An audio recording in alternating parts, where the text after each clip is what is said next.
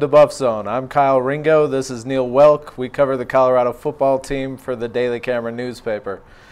It's Georgia week, and that means probably about 5, 6, 7,000 Georgia fans will descend on Folsom Field on Saturday evening, in fact, to watch the Buffs and the Bulldogs and two of the best mascots in college football. And maybe beforehand they'll go to Liquor Mart at 15th and Canyon and handle all their tailgating needs, Neil. But what are you expecting here in this game? I think it's going to be a great weekend. I mean, for starters, you've got a nationally known team, Georgia coming to town, SEC team, great coach Mark Richt, all those kind of things. And you've got the 1990 national championship celebration going on. Like you said, 8,000 Georgia fans expected. It's going to be a full house. The 1990 team is going to be there. Bill McCartney, most of his assistant coaches from that era, a lot of the players.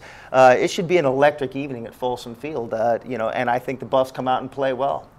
Yeah, I would expect them to play well because they always play well, or they generally play well at Folsom Field under Dan Hawkins. I guess unless the opponent is Missouri. For some reason, they don't play particularly well against Missouri, but we'll get to that next week. I asked Dan Hawkins today at his press conference whether or not there was anything negative about having all the emotion of the 1990 team being back and being around the team before the game. I was thinking there might be a little bit of pressure there on the players, the coaches, to win such an important game on such an important weekend. And Dan Hawkins said he doesn't think there's anything to that. He believes it's all positive. What's your take on that? I think I would agree with Hawk to a point. I think it can be a little distraction, the fact that all that stuff is going on. But there's certainly much more positive energy to be gained out of something like that. You've got, everybody's going to be excited about seeing some of the old players show up, Coach McCartney, all that kind of stuff. I think Gary Barnett? Gary Barnett is supposed to be there. It's going to create a great atmosphere. I think that people will be excited to relive that 1990 team and, be able to see some of those players. And I think it will create, a great emotion on CU's current players. I think they'll look at that and take that as an incentive to play well. I don't think they'll feel the pressure to win as much as just the incentive to play well and have a good game. So I think there are a lot of positives to be gained out of something like that. All right, so last time we were talking about this team before the Hawaii game, seems like forever ago. It's been 2 weeks. They've had a bye week, and at that point they were coming off a 52-7 loss at Cal, going into Hawaii, and I said I was completely off the boat, off the bus. Didn't really believe in the Buffs and picked them to lose. Obviously, I was wrong. You picked them to win. And it's college football. Yeah, that's the thing. It's college football. I mean, anybody who looked out there and said, "Oh boy, UCLA is going to go down to Texas last week and just beat the dog out of the Longhorns," there weren't too many people out there like that. You're talking about 18, 20, 22-year-old kids that their emotions change week to week, their performance changes week to week, and so I think college football is a little bit harder to gauge than when you're looking at the NFL or something like that. So with this team, I would say that their emotions seem to change from half to half. Exactly. In that Hawaii game, they came out and sort of laid an egg in the first half, didn't really perform very well. They were down 10-0 at halftime, and then an entirely different team came out, out of the locker room and scored 31 points, had more than 300 total yards of offense, ran up 252 yards rushing. Not all of that was in the second half, but it was just an entirely different team. They did what you said they needed to do. Right. They ran the last time we talked about it, you said, they had to be able to run the ball. They had to establish the ground game, and they did that. And they did it with what I hope they will do again this weekend, and Hawk was kind of non-committal on that. But you want to see them come out. I love the no-huddle offense. Right. And I hope they do that more because I think that puts pressure on the defense. Team coming from C-level Georgia, a team, that's going to be tired coming here. They've lost 3 straight games. Go out, run that no-huddle, establish your ground game again. Yeah, the interesting part of them using the no-huddle against Hawaii was that they were running the ball in the no-huddle. Mm-hmm. I mean, a lot of times you see teams using a no-huddle offense, and every play or almost every play is a pass play, but the Buffs were using the no-huddle to wear down Hawaii, and it worked perfectly. I think you're exactly right.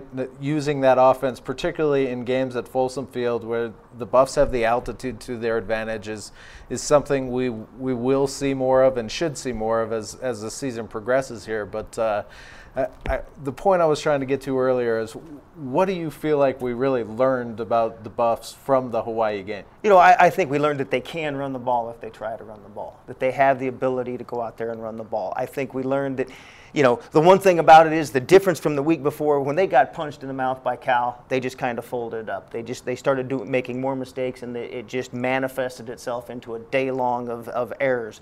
Against Hawaii, they made a lot of those same errors in the first half, but they regrouped, they came out, they played better. That's the first time we've seen a Hawkins team, you know, for a while, face a little adversity and come back and play well in the same game. And I think that's what you have to see out of this team again this weekend, because this is not going to be an easy game by any stretch of the imagination. They're not favored to win. They have to be able to do that again. Surprise, surprise, Neil. I'm going to disagree with you a little bit here on one of your points, and that is, I still don't feel like we know whether or not this team can run the ball. They ran the ball against a Hawaii team who had allowed their previous two opponents to also run the ball against them. Army and USC both had big running days against Hawaii as well, and Colorado basically racked up exactly what Hawaii had been giving up, 252 yards, right around 250 yards a game for Hawaii, and you're facing a much tougher, stiffer defense here in the Georgia Bulldogs. They haven't won a lot of games, but they're stopping the run. I think they're ranked right now coming into this game like 32nd in the nation against the run, and they're playing against some SEC teams the past 3 weeks now. So, you know, that's good, a good level of competition, and I think this week we're really going to find out, you know, was that a legitimate thing against Hawaii, or are the Buffs somewhere in the middle? Or I think what we learned is that can be, it should be their bread and butter.